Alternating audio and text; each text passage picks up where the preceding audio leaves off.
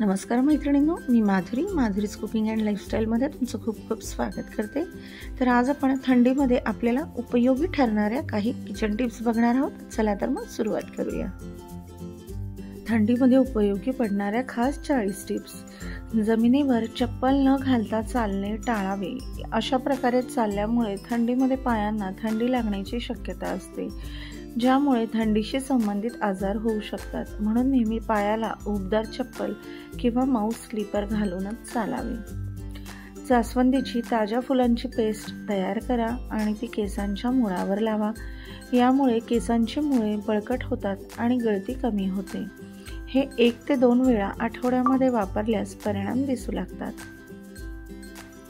थंडीत केस गळण्याचे प्रमाण वाढते, यावर नियंत्रण ठेवण्यासाठी रोजमेरी तेलाने केसांच्या मुळावर हळूवार मसाज करा।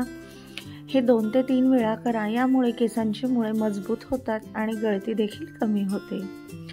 10-12 कडुलिंबाची पानं पाण्यामध्ये उकळा व थंड झाल्यानंतर शेवटी केस धुण्यासाठी वापरा।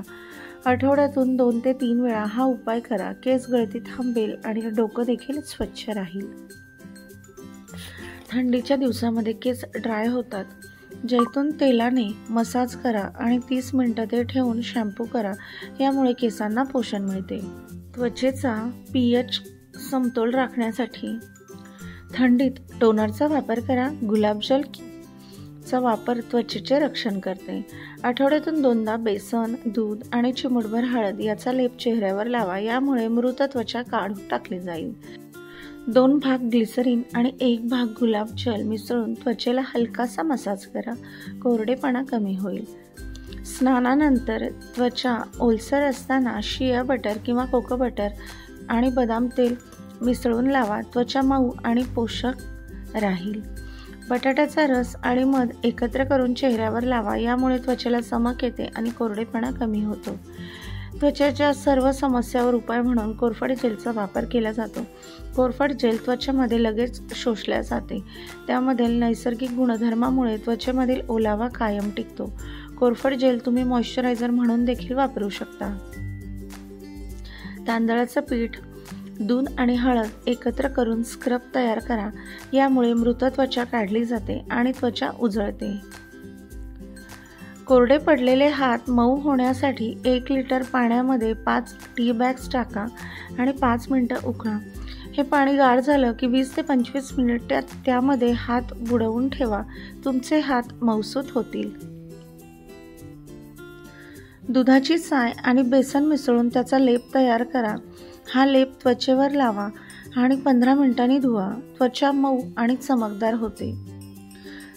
त्वचेला ताज्या सफरचंदाचा किस लावा। सफरचंदातील नैसर्गिक अँटीऑक्सिडंट्स आणि व्हिटॅमिन सी त्वचेला ताजतवानं आणि चमकदार बनवतात। जर त्वचा कोरडी असेल तर सफरचंदाच्या किसामध्ये 1 चमचा मध मिसळून ते मिश्रण चेहऱ्यावर लावा, त्यामुळे त्वचेला हायड्रेशन देते आणि त्वचा मऊ आणि नरम राहते।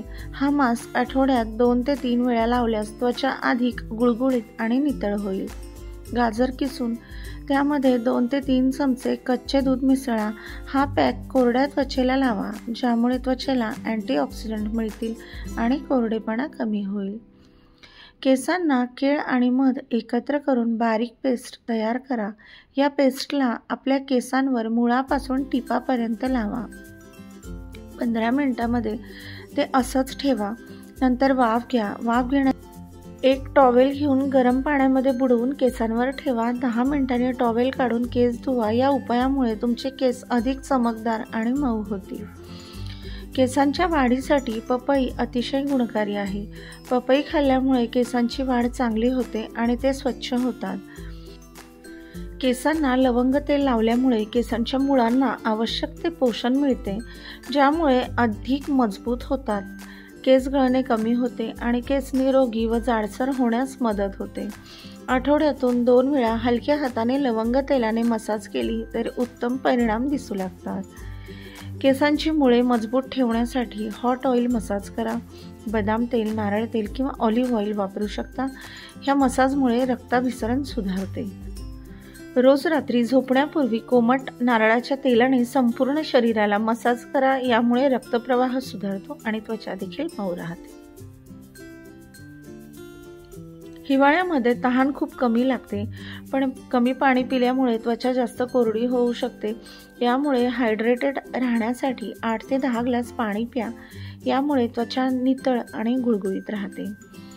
1 चमचा साजूक तूप आणि थोडीशी हळद एकत्र करून चेहऱ्यावर लावा. यामुळे त्वचा नैसर्गिकरित्या तजेलदार, मऊ आणि निरोगी दिसते.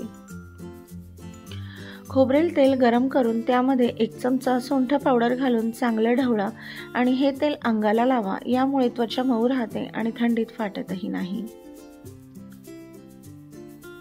एका वाटीमध्ये 1 चमचा खसखस भिजवून त्याची पेस्ट करा. त्यामध्ये 2 चमचे दूध मिसळा आणि ही पेस्ट त्वचेला लावा. 15 मिनिटांनी धुवून टाका. यामुळे त्वचा नरम होते आणि कोरडेपणा देखील कमी होतो. लिंबाची साल वाढवून त्याची पावडर तयार करा. ही पावडर दुधात मिसळून स्क्रब म्हणून वापरा. यामुळे मृत त्वचा निघून जाते. थोडेसे केशर गरम दुधामध्ये भिजवा आणि कापसाच्या गोळ्याने चेहऱ्यावर लावा. यामुळे त्वचेचा पोत सुधारतो आणि ती तजेलदार होते. झोपण्यापूर्वी गरम तेल चेहऱ्याला हलक्या हाताने लावा व मसाज करा. यामुळे त्वचा मऊ आणि निरोगी राहते. साखर आणि मध मिसळून हलक्या हाताने ओठांवर घासा. यामुळे मृत त्वचा निघून जाते आणि ओठ मऊ राहतात. गुलाबाच्या काही पाकळ्या बारीक कुटून त्यामध्ये तूप किंवा लोणी मिसळा. हे मिश्रण ओठांना लावा. दररोज वापरल्यास ओठ गुलाबी होऊ लागतात आणि मऊ होतात. शिवाय ओठ फुटणे देखील थांबते. मध आणि तूप समप्रमाणामध्ये मिक्स करा. हे मिश्रण ओठांसाठी नैसर्गिक बाम म्हणून वापरा किंवा कोरड्या कोपरांवर लावून त्वचा मऊ करा. थंडीच्या दिवसामध्ये ओठ कोरडे होण्याची शक्यता जास्त असते. त्यामुळे रोज रात्री 1-2 थेंब मोहरीचे तेल बेंबीवर लावा. यामुळे ओठांची नैसर्गिक आर्द्रता टिकून राहते आणि ते मऊ होतात आणि ओठ कोरडे होत नाही किंवा फाटतही नाही. गुलाब पाण्यामध्ये कापूस बुडवून ओठांवर लावा. ओठांना आर्द्रता मिळते आणि त्यांना मऊ ठेवण्यास देखील मदत होते. घरच्या दुधाचं लोणी ओठांना लावल्याने कोरडेपणा कमी होतो. थंडीमध्ये साजूक तूप ओठांवर लावा. यामुळे नैसर्गिक उष्णता आणि मऊपणा मिळतो. पिकलेला केळ कुस्करून त्यामध्ये मध मिसळा. हे मिश्रण भेगांवर लावा. त्यामुळे त्वचा मऊ होते. थंडीच्या दिवसामध्ये रात्री झोपताना पायामध्ये सॉक्स घाला. थंड हवामानामुळे पाय गार होण्याची शक्यता असते. सॉक्स घातल्याने पाय उबदार राहतात, रक्तभिसरण सुधारते आणि झोप देखील चांगली लागते. हा उपाय केल्यामुळे थंडीच्या काळात सर्दी होण्याची शक्यता कमी होते आणि शरीराला उष्णता टिकवून ठेवता येते. मेणबत्तीचे मेण वितळवून त्यामध्ये थोडंसं खोबरेल तेल आणि 1 व्हिटॅमिन ई ची कॅप्सूल टाका.